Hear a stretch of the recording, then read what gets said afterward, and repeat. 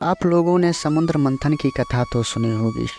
आइए आपको बताते हैं समुद्र मंथन की कुछ रहस्यमयी बातें।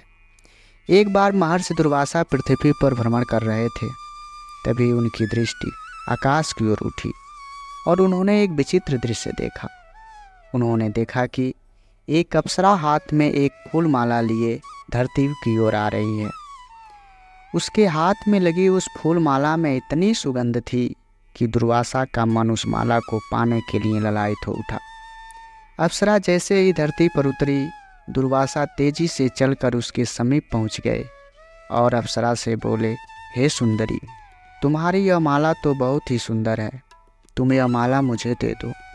अप्सरा इनकार न कर सकी। वह बोली, अवश्य लीजिए भगवान, इस माला के योग्य आप ही हैं, आपको नहीं दूंगी तो किसे दूंगी। अप्सरा ने वह माला दुर्वासा को दे दी। माला लेकर दुर्वासा आगे चल दिए। आगे चलकर उन्होंने ऐरावत हाथी पर सवार देवराज इंद्र को आते देखा। उन्होंने वह माला देवराज इंद्र को देते हुए कहा, हे इंद्रदेव, यह पुष्पहार स्वीकार कीजिए। इसके फूल इतने ताजे और सुगंधित हैं कि इस पे अभी भी मधुमक्खियाँ मधुर पान कर रही हैं।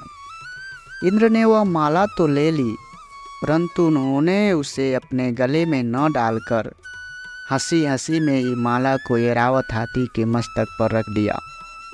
ऐरावत हाथी उसकी सुगंध से ऐसा उन्मत्त हो उठा कि उसने वह माला अपनी सूंड से उठाई और उसे भूमि पर फेंक दिया। यह देखकर महर्षि दुर्वासा क्रोधित होकर बोले, हे इंद्र, यह कैसा मूर्खतापूर्ण कार्य कर डाला तुमने। मैंने तुम्हें दिव्य पुष्पहार, जिसमें स्वयं समृद्धि की देवी श्री वास करती हैं, भेंट किया और उसका अनादर किया है तुमने। कान खोलकर सुन लो, जिस प्रकार तुमने इस दिव्य पुष्पहार को पृथ्वी पर फेंका है, मैं तुम्हें श्राप देता हूँ कि इसी प्रकार तुम्हारी शासन की सभी शक्तियाँ धूल में मिल जाएंगी। इंद्र को अपनी करनी पर पश्चाताप होने लगा। वे ऐरावत हाथी से नीचे उतरे और दुर्वासा के आगे अपना सिर झुकाते हुए बोले, हे ऋषिवर, मुझसे भारी भूल हो गई, कृपा करके मेरे इस अपराध को क्षमा कर दीजिए। किंतु दुर्वासा टस से मस नहीं हुए। वे बोले, इंद्र, न तो मैं करुणामय हूँ और न ही मैं आसानी से किसी को क्षमा करता हूँ। मैं तुम्हारी एक भी विनती नहीं सुनूंगा। तुम तो स्वभाव से ही घमंडी हो। तुम क्या समझते हो कि मैं तुम्हारी इस दिखावटी विनम्रता से पसीज जाऊंगा। देवराज इंद्र निराश होकर चले गए। दुर्वासा के श्राप के फलस्वरूप उसी दिन से प्रकृति में परिवर्तन होने लगा। पेड़ पौधे कुम्हलाने लगे। इंद्र व अन्य देवताओं की शक्तियाँ क्षीण होने लगी। कुछ ऐसी भी हालत मेरी भी है। अग्निदेव बोले, मेरा तो सारा शरीर ही जड़ हो गया है, कुछ काम करने में मन ही नहीं लगता। मैं स्वयं भी उस कारण को समझने में अक्षम हूँ। देवेंद्र ने कहा, मेरे शरीर में तो जैसे जान ही नहीं रह गई है। जैसे ही असुरों को देवताओं के शक्तिहीन हो जाने का समाचार मिला, उन्होंने असुराधिपति के नेतृत्व में देवलोक पर आक्रमण कर दिया। युद्ध में बहुत से देवता मारे गए। जो बचे हुए अग्निदेव के नेतृत्व में भाग खड़े हुए। स्वयं इंद्र भी किसी प्रकार जान बचाकर देवलोक छोड़ भागे और पर्वत की गिरी कंदराओं में जाकर छिप गए। अन्य देवता भागकर ब्रह्मलोक में पहुँचे। ब्रह्मलोक मेरु पर्वत पर स्थित था। वहाँ ऊंचे सघन वृक्ष, सुवासित सुमन और शीतल झरनों की कोई कमी नहीं थी। किंतु देवताओं को वहाँ की भीनी भीनी पवन भी कोई ठंडक नहीं पहुँचा सकी। उनका किसी भी कार्य में मन नहीं लग रहा था। पक्षियों के मधुर गान में भी अब उनकी रुचि नहीं दिखाई दे रही थी। देवता ब्रह्म जी के पास पहुँचे और उन्हें अपनी स्थिति से अवगत कराते हुए बोले, हे ब्रह्मदेव, कृपा करके हमारी दशा को देखिए। हमें दुर्वासा मुनि के श्राप से छुटकारा दिलाइए। आप जो कहेंगे हम वही करेंगे। देवताओं की ऐसी दुर्दशा देखकर ब्रह्मा जी का हृदय पसीज गया। उन्होंने थोड़ी देर तक ध्यान लगाया और सर्वशक्तिमान विष्णु जी का स्मरण किया।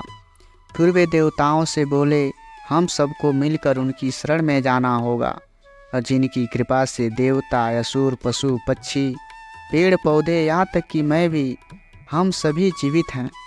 चलो भगवान विष्णु के पास चलते हैं और उन्हीं से सहायता की याचना करते हैं। मैं तुम सबको उनके पास ले चलता हूँ। ब्रह्मा जी के साथ देवता विष्णु लोक में पहुँचे। उनके तीव्र आलोक से सब चकाचौंध हो उठे और कुछ देर तक वे प्रभु को देख ही न सके। फिर सबने झुककर उनकी वंदना की। हे आदिदेव प्रणाम, हे सर्वज्ञ प्रभु आपको कोटि कोटि नमस्कार। उसके बाद में तेजोमय सूर्य के समान भगवान विष्णु उनके सामने प्रकट हुए। देवेंद्र ने उनसे कहा, हे अंतर्यामी, आपसे कुछ छुपा नहीं है, न अतीत न वर्तमान। आप हमारी दशा भली भांति जानते हैं। कृपा करके असुरों पर विजय पाने में हमारी सहायता कीजिए। भगवान विष्णु कुछ देर मौन रहे, फिर बोले, मेरी बात ध्यान से सुनो, तभी तुम्हारा कल्याण सुनिश्चित है। तुम्हारे शत्रुओं ने तुम पर विजय प्राप्त कर ली है, इसलिए अभी तुम्हें उनके साथ संधि कर लेनी चाहिए। परंतु देव, हम संधि कैसे करें? देवेंद्र बोले, असुर तो हर अवसर पर हमारी दशा से लाभ उठाते हैं। वे हमसे बुरा व्यवहार करते हैं। समय पड़ने पर चूहे और सांप में भी मैत्री हो जाती है। भगवान विष्णु ने कहा, इसलिए इस समय असुरों से मित्रता कर लेना ही तुम्हारे हित में है। किंतु भगवान, हम उनके पास जाने से डरते हैं। देवेंद्र बोले, तभी तो मैं कहता हूँ कि पहले उनसे संधि करो, उसके बाद समुद्र मंथन कर अमृत प्राप्त करने का प्रयत्न करो। भगवान विष्णु ने कहा, तुम अमृत प्राप्त करने में उन्हीं असुरों की सहायता लो। एक बार यदि तुम लोग अमृत पी लोगे तो फिर तुम्हें उनसे कोई भय नहीं रहेगा। किंतु देव, यदि असुर अमृत निकालने में हमारी सहायता करेंगे तो क्या वे भी उसके भागीदार नहीं होंगे? ऐसा नहीं होगा। वे मंथन में तुम्हारी सहायता अवश्य करेंगे, किंतु अमृत में उन्हें हिस्सा नहीं मिलेगा। भगवान विष्णु ने देवताओं को आश्वस्त किया। विष्णु के आश्वासन पर देवताओं की पाँछें खिल गई। उन्होंने विष्णु को पुनः नमन किया और बोले, असुरों को समुद्र मंथन के लिए अवश्य आमंत्रित करेंगे। भगवान देवता असुर के राजा बलि के पास पहुँचे। वह तीनों लोकों को जीत लेने के पश्चात विश्राम कर रहा था। असुरों ने जब देवताओं को आते देखा तो वे उन पर आक्रमण करने के लिए तैयार हो गए, लेकिन तभी बलि ने उन्हें रोका और उनसे कहा, ठहरो, अपने हथियार नीचे कर लो। देख नहीं रहे कि देवता निहत्थे हैं? वे अपने अपने अस्त्र शस्त्र त्याग कर हमारे पास आए हैं। लेकिन राजन, वे हमारे शत्रु हैं, असुर सेनापति ने कहा। लेकिन वे शस्त्र विहीन हैं, वे शायद हमसे संधि की बात करने आए हैं, इसलिए उन्हें हमारे पास आने दो। बलि ने आदेश दिया। आदेश पाकर असुरों ने अपने शस्त्र नीचे कर लिए। देवता बलि के पास पहुँचे। बलि ने उन्हें बैठने के लिए यथोचित स्थान दिया। फिर उनसे पूछा, आप लोग इतना संकट उठाकर मेरे पास क्यों आए हैं? क्या कोई प्रस्ताव लाए हैं? हाँ राजन, बात कुछ ऐसी ही है, इंद्र ने कहा। तो फिर कहो, कौन सा प्रस्ताव है वह? बलि ने पूछा। इंद्रदेव बोले, पहले आप यह बताएं कि आप हम अमरता प्रदान करने वाला दिव्य अमृत प्राप्त करना चाहते हैं। अमृत का नाम सुनते ही असुर चौंक पड़े। तभी राजा बलि ने कहा, अमृत में तो हमारी सदा से ही रुचि रही है, हम उसे जरूर प्राप्त करना चाहेंगे, लेकिन उसे प्राप्त करना तो भी असंभव है। यह सुनकर इंद्र ने बोले, अब अमृत का प्राप्त करना असंभव नहीं है सुराधिपति, क्योंकि हमने उसे निकालने का मार्ग खोज लिया है। उसके लिए हमें सबसे पहले क्षीर सागर का मंथन करना होगा। फिर इंद्र ने राजा बलि को विष्णु द्वारा निर्देशित अपनी पूरी योजना समझा दी। योजना को समझकर राजा बलि ने कहा, यह योजना तो सचमुच ही बहुत अच्छी है, मैं इस योजना से पूरी तरह सहमत हूँ, किंतु पहले मुझे अपने मंत्रियों से विचार विमर्श करना पड़ेगा। तो कीजिए ना राजन, इंद्र बोले, हम प्रतीक्षा कर लेते हैं। बलि ने अपने प्रमुख मंत्रियों संबर, अरिष्टनेम, पौलोम और कालकेय आदि से सलाह की। सभी ने उस योजना का स्वागत किया। इस प्रकार कुछ समय के लिए देवता और असुरों में संधि हो गई। योजना अनुसार दोनों पक्ष दूध के समुद्र अर्थात क्षीर सागर पर जा पहुँचे। उन्होंने अनेक प्रकार की जड़ी बूटियाँ सागर में डाली। अब प्रश्न पैदा हुआ सागर को मथने का।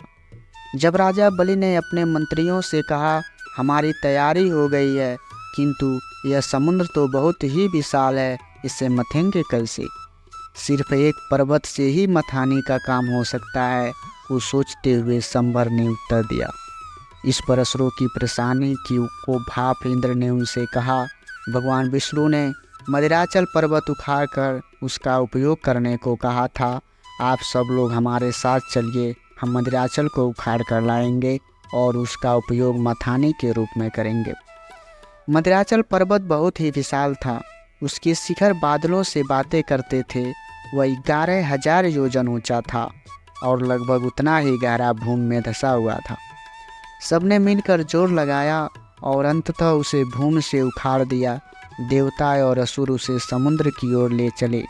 तभी बलशाली एवं पराक्रमी थे, फिर भी पर्वत के बोझ से वे हाँफ काँप रहे थे। समुद्र तक का रास्ता उन्हें भारी पड़ रहा था। आखिरकार दोनों ही पक्षों की शक्ति जवाब दे गई।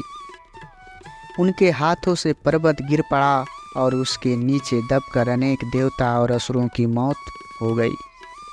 देवता एवं असुरों की चीखों से आसमान गूंजने लगा।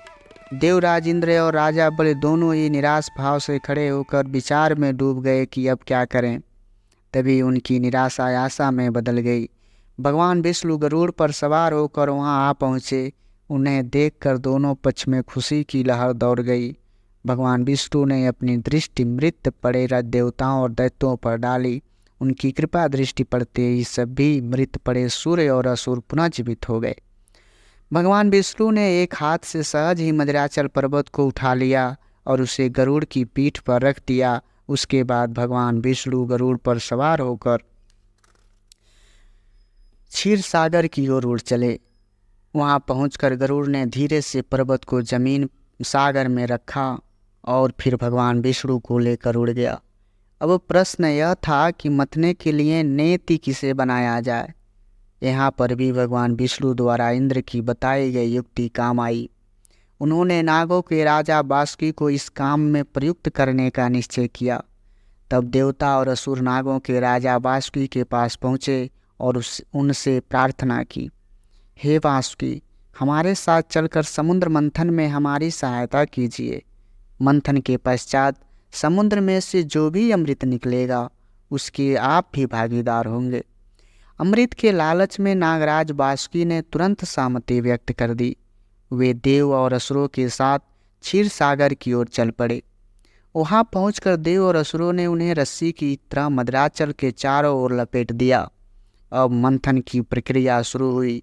देवता बासुकी के सिर वाला हिस्सा पकड़ने को आगे बढ़े तो असुरों ने इसका प्रतिवाद किया। उन्होंने सिर वाला हिस्सा स्वयं पकड़ने की जिद की। इंद्र तो ऐसा ही चाहते थे। वे जानबूझकर बासुकी के सिर की ओर बढ़े थे ताकि उनका विरोध करने के लिए असुर स्वयं सिर वाला हिस्सा थामने की जिद करें। मन ही मन मुस्कुराते हुए इंद्र पूंछ वाले हिस्से की ओर बढ़ गए। इस प्रकार देवताओं ने बासुकी के पूंछ वाला हिस्सा थामा और असुरों ने उसके आगे का भाग। मंथन प्रारंभ हो गया। इसके पश्चात एक नई बाधा और आ गई। मदिराचल के नीचे कोई आधार तो था नहीं, अतः वह धीरे धीरे अपनी भारी बोझ से समुद्र तल की ओर खिसकने लगा।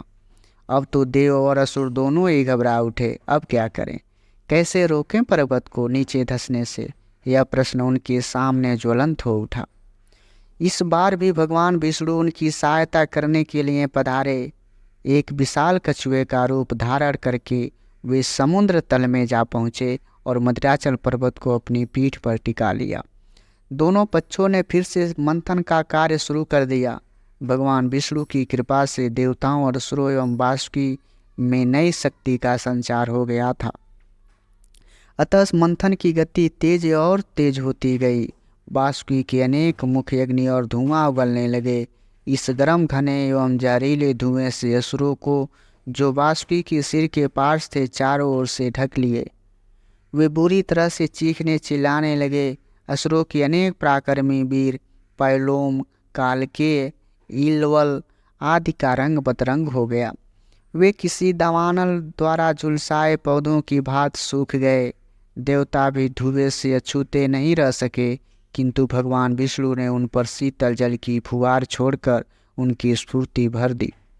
देवता और असुर मथते गए। मंथन की अनेक प्रकार की मछलियां एवं जहरीले सर्प बाहर निकले। फिर निकला भयंकर विष जो घने धुएं के समान भूमंडल पर छा गया। यह देखकर देवता चिल्ला उठे, साथियों बचो, यह भयंकर विष हलाल है। शीघ्र ही यह जगत पर छाकर सब जीवों को प्राण ले लेगा। व्याकुल होकर देवताओं ने इस बार भगवान शंकर को पुकारा, हे शिव शंकर, हम लोग मृत्यु के मुख में जा रहे हैं, हमारी रक्षा कीजिए। शिव जी ने देवताओं की पुकार सुनी। वे तुरंत कैलाश छोड़कर देवताओं की रक्षा के लिए उनके पास पहुँचे। उन्होंने उस विष को अपनी अंजलि में भरकर पी लिया, किंतु उसे अपने कंठ से नीचे नहीं उतरने दिया। हलाहल पी लेने से उनका कंठ नीला पड़ गया और कंठ नीला हो जाने के कारण उनका नाम नीलकंठ पड़ गया। देवताओं ने उन्हें नमन किया, हे नीलकंठ, हमारी प्रार्थना सुन लेने के लिए आपको बारंबार प्रणाम, हम आपके अत्यंत आभारी हैं।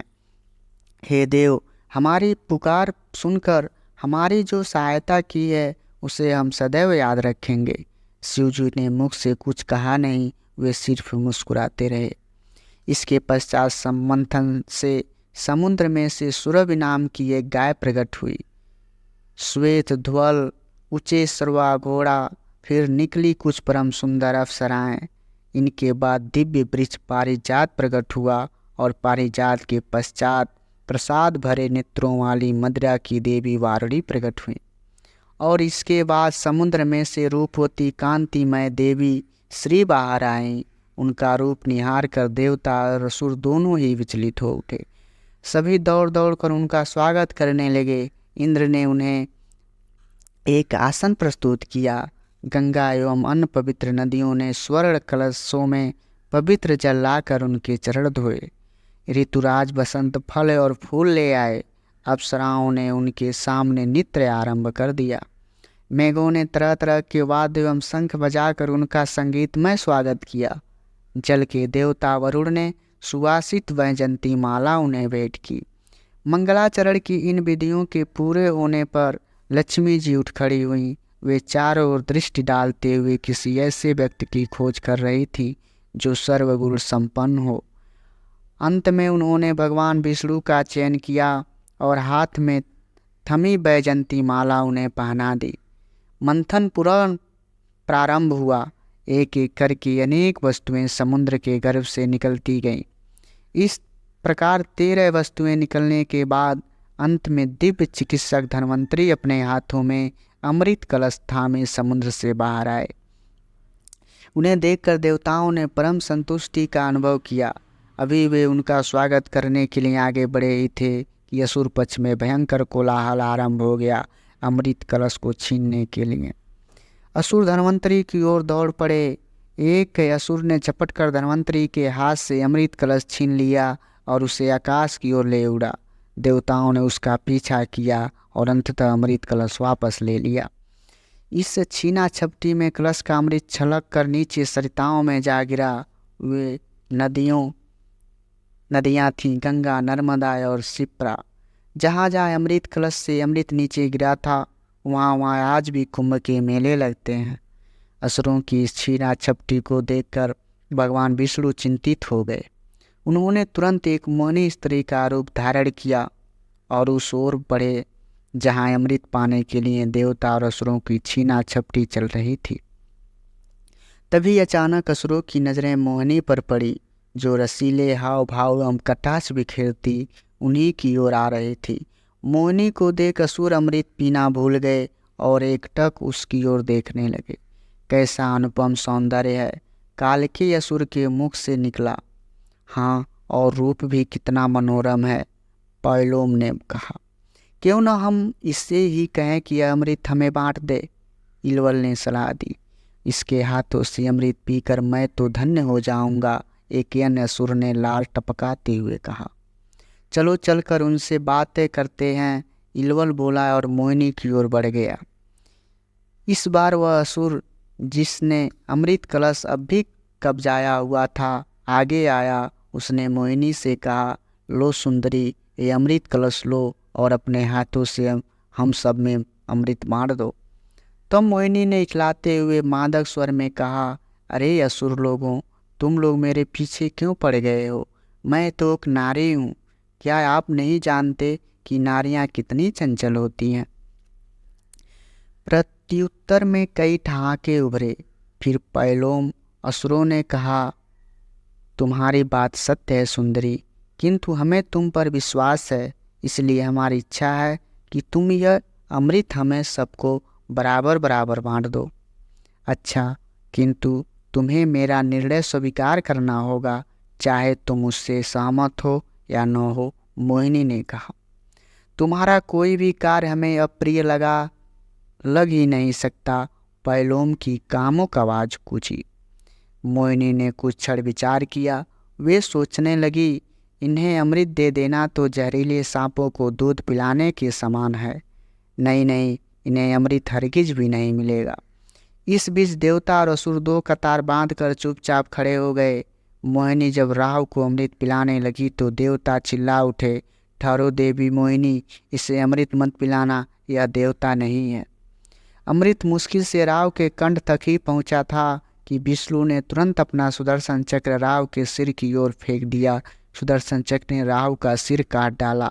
उसका मस्तक विहीन सिर जब पृथ्वी पर गिरा तो धरती फट गई और पर्वत डवाडोल हो गए।